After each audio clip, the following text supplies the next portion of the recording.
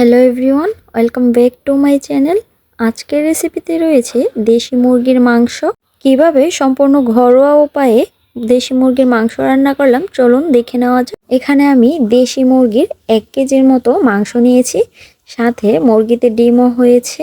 মাংসগুলোকে খুব ভালোভাবে ধুয়ে নিয়েছি। এবার চুলায় একটি কড়াই বসিয়ে দিলাম। কড়াইতে দিয়ে দিচ্ছি পরিমাণ মতো তেল।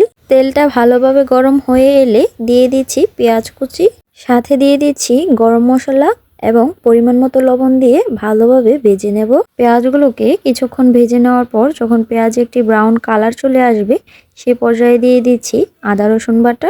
আদা রসুন একসাথে আমি পেস্ট করে নিয়েছি। এখানে আমি 2 টেবিল চামচের মতো আদা এবং রসুন বাটা এবং হাফ টেবিল চামচ জিরা বাটা ইউজ করেছি। এখন মশলাগুলোকে কিছুক্ষণ ভালোভাবে ভেজে নেব যেন আদা রসুনের কাঁচা গন্ধটা না থাকে। কিছুক্ষণ ভেজে নেওয়ার পর দিয়ে দিচ্ছি হলুদ গুঁড়ো 1 টেবিল চামচ, দিয়ে দিচ্ছি মরিচ গুঁড়ো 2 টেবিল চামচ এবং ধনিয়া গুঁড়ো 1 টেবিল চামচ। কষানোর জন্য অল্প পরিমাণ পানি দিয়ে ভালোভাবে মশলাগুলোকে কষিয়ে নিতে হবে। মশলাগুলো ভালোভাবে নেড়েচেড়ে কষাতে হবে যেন নিচ দিয়ে লেগে না ধরে। কষাতে কষাতে যখন এক পর্যায়ে মশলার উপর দিয়ে তেল ভেসে উঠবে তখনই মাংসের টুকরাগুলো দিয়ে দিতে হবে। আমি ধুয়ে রাখা মাংসের টুকরোগুলো দিয়ে দিচ্ছি। এরপর ভালোভাবে নেড়েচেড়ে মশলার সাথে মিশিয়ে অল্প পরিমাণ একটু পানি দিয়ে ঢাকনা দিয়ে ঢেকে দিচ্ছি, কারণ এটি দেশি মুরগির মাংস, সেদ্ধ হতে অনেকটা সময় লাগে, সেজন্য আমি পানি দিয়ে ঢাকনা দিয়ে ঢেকে দিয়েছি।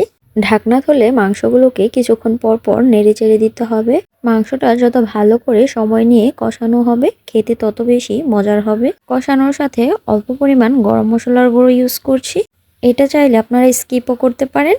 15 থেকে 20 মিনিটের মতো ভালোভাবে কষিয়ে নেওয়ার পর এখন আমি ঝোলের জন্য দিয়ে দিচ্ছি পানি। ঝোলের পানির পরিমাণটা আপনারা আপনাদের পরিমাণ মতো দিয়ে নেবেন। আমি এখানে দেশি মাংসের ঝোল রান্না করব, তাই পানির পরিমাণটা একটু বাড়িয়ে দিলাম। আর এখন দিয়ে দিচ্ছি ডিমের ছড়া আর কলিজা। এটা আমি কষানোর আগে তুলে রেখেছিলাম, কারণ অনেক সময় মাংসের সাথে কলিজাটা কষানোর ফলে কলিজাটা গলে যায় এবং মাংসের ঝোলটাও দেখতে কালচে লাগে। এবার আমি ঢাকনা দিয়ে ঢেকে দিচ্ছি। কিছুক্ষণ অপেক্ষা করার পর বলক চলে এসেছে। কিছুক্ষণ এভাবে ভালো করে জাল করে নিতে হবে যেন পারফেক্টভাবে মাংসগুলো সেদ্ধ হয়ে যায়। মাংসের স্বাদ বাড়ানোর জন্য মাংস রান্নায় কষানোটাই সবচেয়ে বেশি গুরুত্বপূর্ণ ভূমিকা পালন করে এবং সহজেই ঘরোয়া উপকরণ দিয়ে রান্নায় ভালো টেস্ট আনা যায়। আজকের মতো এ পর্যন্তই। ভিডিওটি ভালো লাগলে চ্যানেলটি সাবস্ক্রাইব করে পাশে থাকবেন। ধন্যবাদ।